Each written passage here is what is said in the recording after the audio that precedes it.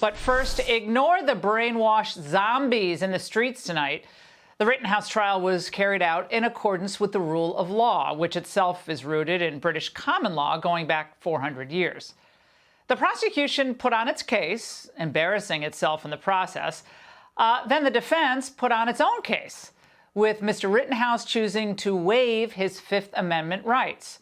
He took the stand in his own defense. Commentators blathered on television about how Rittenhouse was a vigilante, and then left-wing pundits, they lied about the underlying circumstances that led to the shooting. And, of course, billionaire celebrities like LeBron James mock the defendant's emotional testimony. But the jury heard it all. They considered the facts and deliberated for a few days. The presiding judge kept the proceeding from going off the rails, and in the end, despite threats of violence and retribution, the jury did its duty. Acquittal was the only verdict that made any sense based on the facts. It wasn't even close. But to the left, the acquittal of Rittenhouse only proves what they thought about America all along, that it's a horrible, awful, racist place where life is fundamentally unfair. Are we safer after this verdict? Are we safe if we let someone like Kyle Rittenhouse kill people and then claim self-defense? Gun owners with a certain ideology may feel incentivized now. They are mainstreaming and celebrating political violence. A white boy deputized himself. This is about making sure that white supremacy maintains its cover to terrorize and intimidate the rest of us. These are all poisonous lies. They're untrue.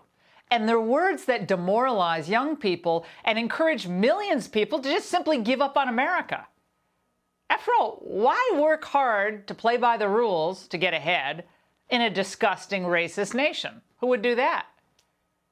These are bitter, angry people who hate America and who are constantly looking for confirmation of their anti-American views. Now, President Biden could have calmed down the crazies today, all day long, after this verdict came out. But instead, he chose the coward's path, releasing a statement saying he agrees with those who are angry and concerned about the verdict, but that we must acknowledge that the jury has spoken.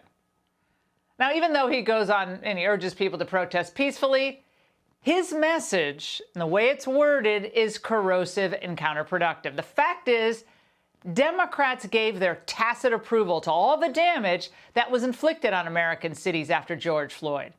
They made excuses for criminality, and they celebrated the passion of young people in the streets. Maybe White House Chief of Staff Ron Klain thinks racial discontent is the only hope of stopping the red wave next November. I have no idea, but none of it will work. Americans are supposed to believe that because, Rittenhouse was acquitted, Wisconsin, by the way, a state that Biden won, Wisconsin now is racist with racist jurors and racist judges? Odd. No wonder Democrats are poised to get wiped out next year. In the end, facts do matter.